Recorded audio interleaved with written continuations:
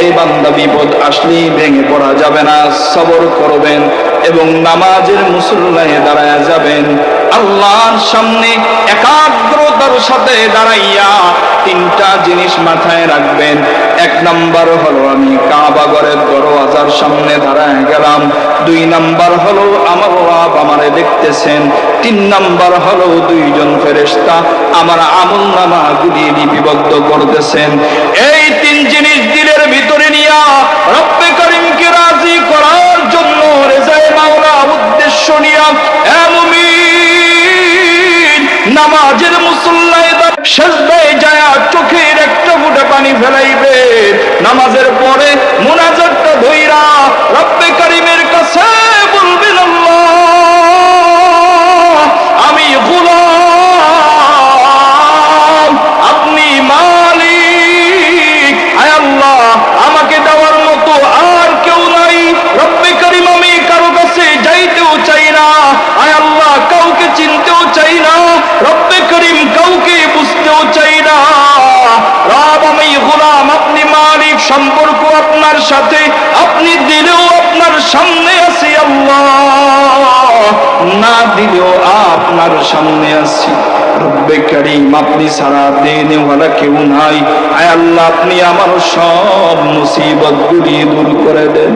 এরা নবীর উম্মতের দল, উম্মত যদি এক ফোঁটা চোখের পানি ফেলায়, বান্দা যদি এক ফোঁটা চোখের পানি ফেলায়, বান্দার চোখের পানি জমিনে পড়ার আগে বান্দার দোয়া আরশে আজিমে পৌঁছে দেন কে? আর জোরে বলেন কে? এজন্য চাইবেন কার কাছে? মনে থাকবে আগে দুনিয়ার মানুষের কাছে দৌড়াবেন না, আগে আল্লাহর সামনে হাজির হয়ে যাবেন। মুসলমান ভাইয়েরা বুঝাইতেছিলাম, আল্লাহ পয়গম্বর সুলাইমানকে বলে, ও সুলাইমান, যেই কাজ খালেকের ওই কাজ মাখলুক করতে পারে।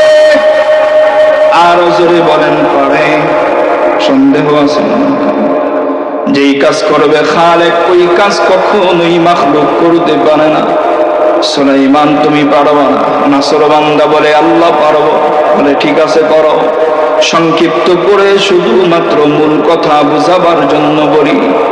ভাইরা ভালো করে লক্ষ্য করুন, পয়গম্বর সুলাইমান প্রস্তুতি শুরু করছে, জিন জাতিরে রাখছে, জঙ্গলের বড় বড় জঙ্গলি হাতিগুলি, বড় বড় জঙ্গলি মহিষগুলি, গরুগুলি, বড় বড় প্রাণীগুলি এনে এনে সুন্দর ফ্রাই করা শুরু করছে। কোন জায়গায় ভুনা, কোন জায়গায় ফ্রাই। বলে এগুলা রাখবে কেমনে? এবার বাতাসকে অর্ডার দিছে, বাতাস 6 মাস পর্যন্ত এগুলা যদি রাখতে হয় ঠান্ডা করে রাখা রাখবে। আমাদের দেশের কলা বুদ্ধিজীবীরা কয়, মাদ্রাসার ওলামায়ে কেরাম হুজুররা কিছু বুঝে না। ছাগল গুলারে আমার মাঝে মাঝে কইতে মন চায়, এ বুদ্ধিজীবী, তুই যে বিমান বানাইলি, বিমান পাইছস আমার নবীর বোরাক থেকে। কথা বলেন? এই বুদ্ধিজীবী, তুই যে ফ্রিজ বানাইলি, ফ্রিজ পাইছস সুলাইমান নবীর ওই বাতাসের মাধ্যমে খাবার সংরক্ষণ করা থেকে। আবিষ্কারক, কলা বিজ্ঞানী, তোদেরকে বলতে চাই, আল্লাহর কোরআন ছাড়া কোনো কিছু আবিষ্কার করতে তোরা পারস নাই। আর এই কোরআন যারা সিনাই ধরে এদেরকে ছোট মনে হয়। জি ভালো, এরা কি মনে করে আল্লাহই বলেছে। দুনিয়ার যত আবিষ্কার আছে, যত বৈজ্ঞানিক আছে, আল্লাহর কোরআন রিসার্চ করা ছাড়া কোন বৈজ্ঞানিক পৃথিবীর কোনো কিছু আবিষ্কার করতে পারে নাই, পারবেও না। অসম্ভব ব্যাপার। কেমনে করবে? খালেকের উপরে যাওয়া সম্ভব? কথা বলেন? সব আল্লাহ তাআলা শিখিয়ে দিয়েছে। মুসলমান ভাইরা, পয়গম্বর সুলাইমান বাতাসকে অর্ডার দিছে, বাতাস সুন্দর করে খাবার গুলারে ঠান্ডা বাতাসের মাধ্যমে ঠান্ডা করে রাখবা, যেন খাবার গুলা নষ্ট না হয়। লম্বা টাইম পার হয়ে যাওয়ার পরে প্রস্তুতি সম্পূর্ণ। সুলাইমান পয়গম্বর আল্লাহর কাছে বলে, আল্লাহ আমার প্রস্তুতি হয়ে গেছে, এবার আপনি আপনার মাখলুককে আসতে বলতে পারেন। এবার আমাদের সমাজে দেখবেন যদি একটু খাবারের আয়োজন হয় বা কোনো জায়গায় দাওয়াতের আয়োজন হয়, একটা নিয়ম শৃঙ্খলার মাধ্যমে হয় না? হ্যাঁ, একটা নিয়মের মাধ্যমে হয়। বা যার বাড়িতে আয়োজন করছে সে একটু কিছু শুভেচ্ছা বক্তব্য সবাই দেয়। এখন সুলাইমান পয়গম্বর এতদিন ধরে খাবারের আয়োজন করছে, একটা শুভেচ্ছা বক্তব্য দেওয়ার দরকার আছে না? এবার জিন জাতি সবাই নিয়ে বক্তব্য দিতেছে, আর কারে কেমনে খাবার দিবে, কোন জাতিকে কেমনে খাবার দিবে, এইটার একটা আপনার ডেকোরেশন সুন্দরভাবে সাজাইতেছে, যে অমুক পশুদেরকে আগে দিবা, এদেরকে দ্বিতীয়তে দিবা। এর মাঝখানে আল্লাহর এক মাখলুক, আল্লাহর সৃষ্টি এক মাখলুক, যার পরিচয় হলো, আমরা যেটা জানি সেটা হলো নীল তিমি। আমাদের ভাষায় আমরা যেভাবে চিনি, পরিচয় কি? নীল তিমি। এ চলে আসছে, এ আইসাই বলতেছে যে আমি কোনো সিরিয়ালও মানি না, কিছু মানি না। দেখবেন আমাদের সমাজে একদল লোক আছে, তাবারক দেওয়ার সময় হইলে কি সিরিয়াল, কার আগে কে নিতে পারে, ঠেলা ঠেলি আছে না নাই? কথা বলেন। কোথাও খাবারের আয়োজন হইলে কিসের সিরিয়াল টিরিয়াল, কার আগে কে বসতে পারে, আসেনি এমন কিছু? এ নীল তিমে এসে বলে আমি সিরিয়াল টিরিয়াল মানি না, আমার পেটের ভিতরে খুব ক্ষুধা। পয়গম্বরকে যে বলো এত বক্তৃতার দরকার নেই, তাড়াতাড়ি খাবার দেওয়া শুরু করতে, অনেক দিনের না খাওয়া আমার সহ্য হইতেছে না।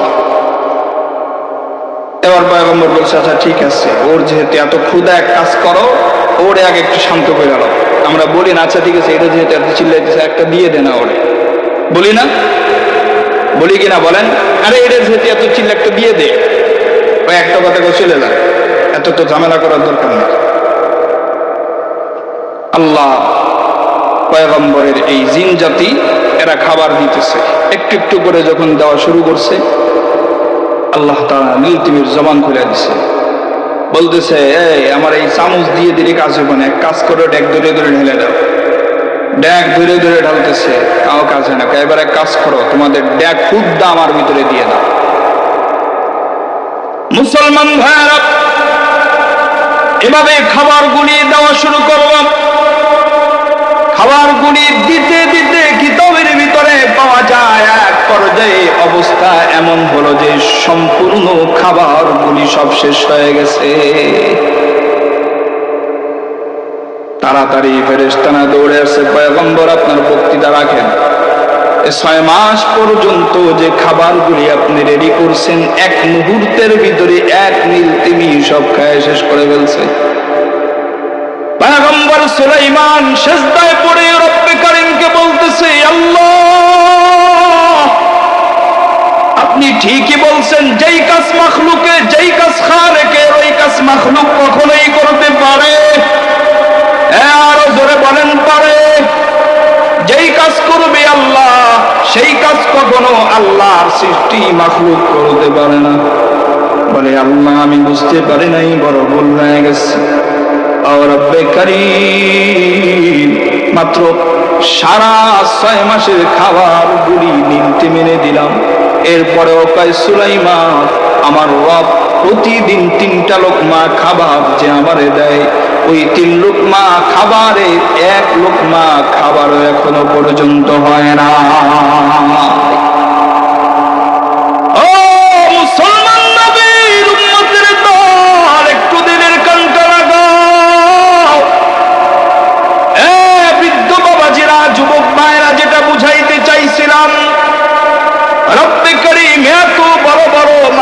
সৃষ্টি করছে আল্লাহ বলে গোলাম আমি সব মাখলুকগুলি ইশারার মাধ্যমে বানাইলাম, শুধু ইশারা করলাম আর সব মাখলুকগুলি হয়ে গেছে।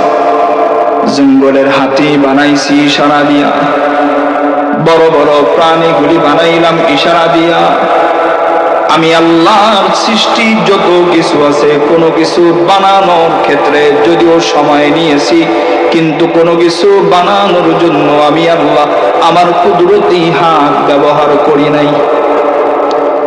কিন্তু গোলাম তুমি কি জানো খলাকতু বিয়াদাইয়া, এই বান্দা তোর হাতটা আমি যখন বানাইছি তখনও আমি আল্লাহর হাত ব্যবহার করছি।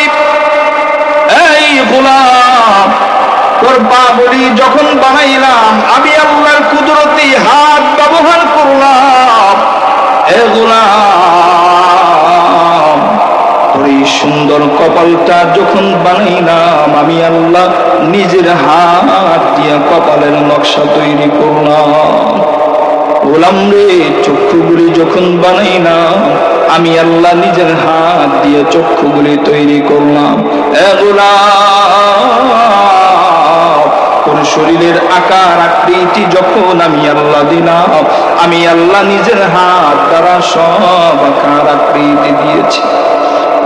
গোলাম কেমনে তোরে বানাইছে তোরে বললে তো বিশ্বাসও করবি না, এজন্য আল্লাহ নিজের কোরআনে জানায়া দিয়েছেন ওয়াত্তিরি ওয়াজ্জাইতুনি ওয়া তুরি সিনিন ওয়া হাদাল বালাদিল আমিন লাকাদ খালাকনাল ইনসানা ফি আহসানি তাকওয়ীম।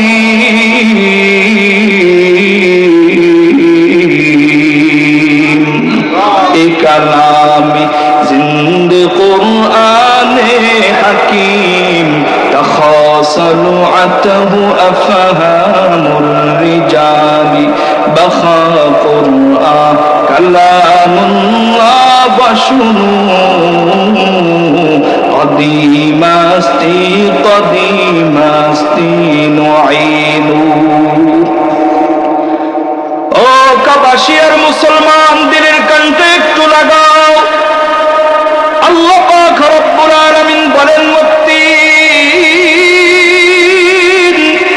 তিনের কসম ওয়াজ্জাইতুন, জাইতুনের কসম ওয়া তুরি সিনিন,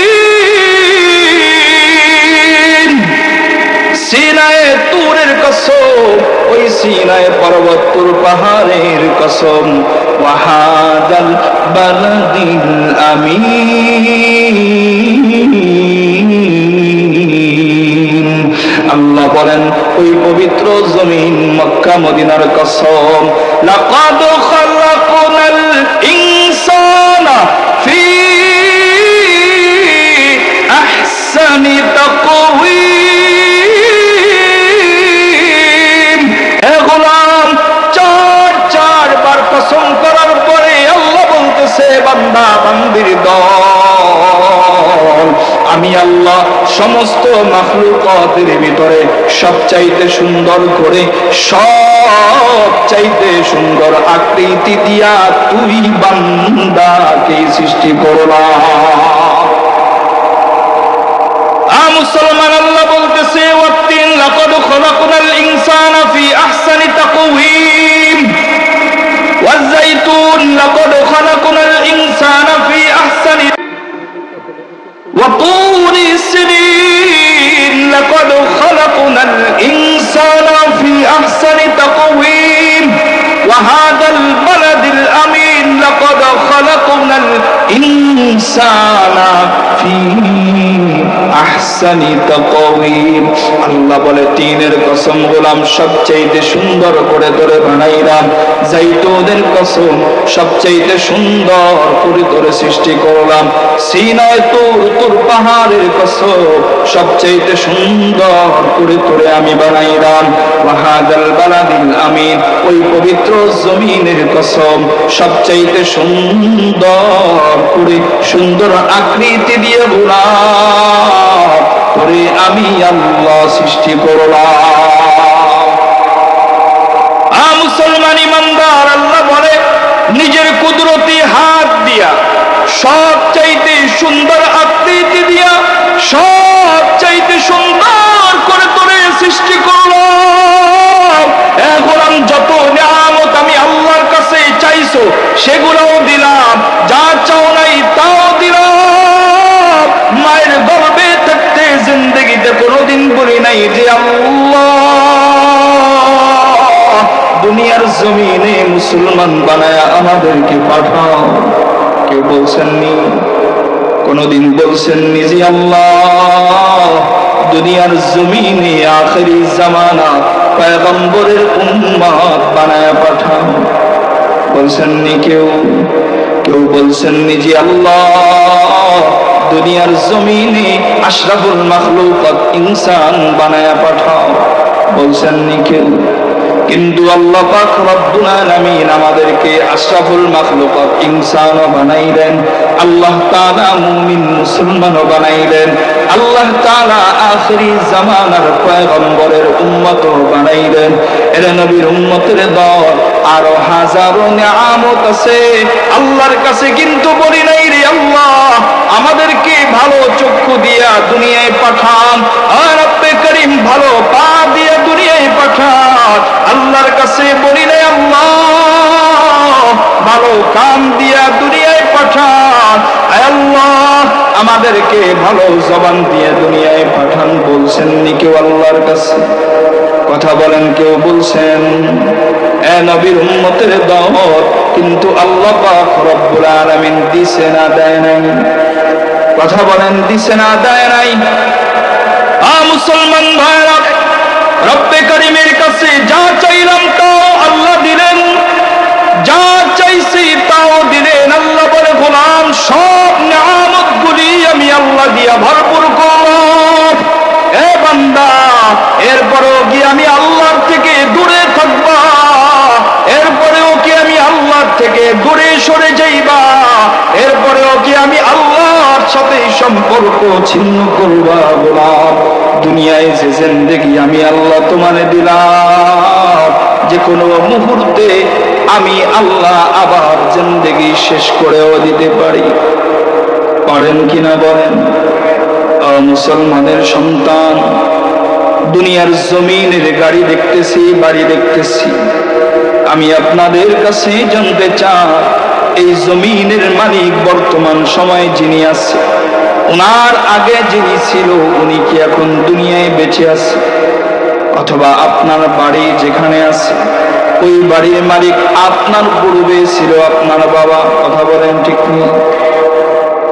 মুমিন আমার কথার জবাব দিবেন। বাবা যখন দুনিয়া থেকে চলে গেছে, জমিন কি সাথে কইরা নিয়ে গেছেনি? কথা বলেন।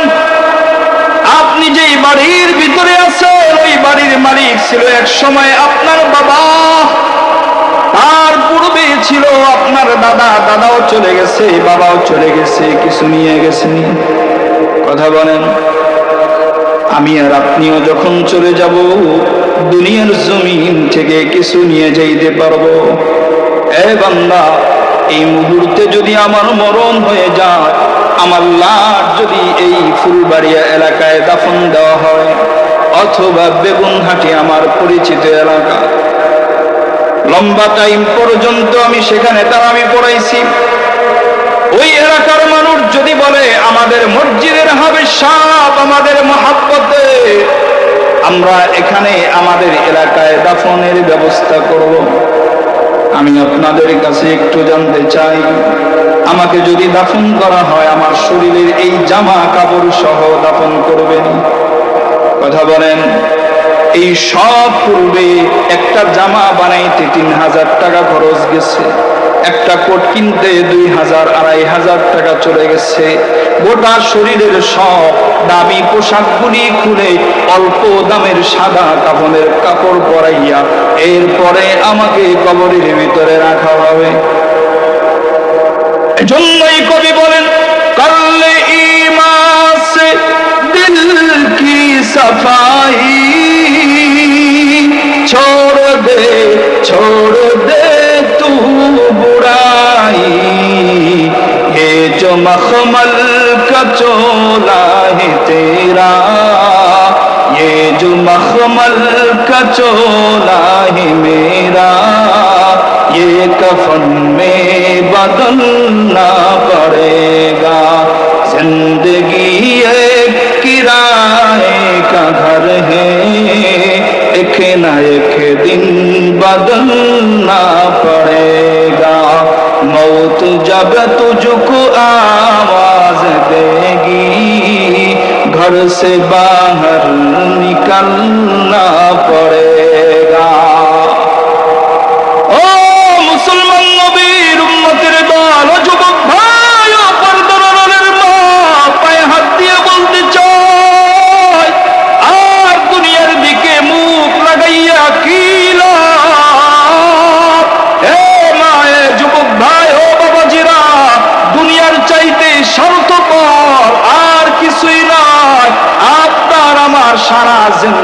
সব সময়গুলা দুনিয়া নিয়ে নিবে, কিন্তু বিনিময়ে মরণের সময় যখন হয়ে যাবে লাথি মেরে দুনিয়া থেকেই আমাকে আপনাকে বের করে দিবে।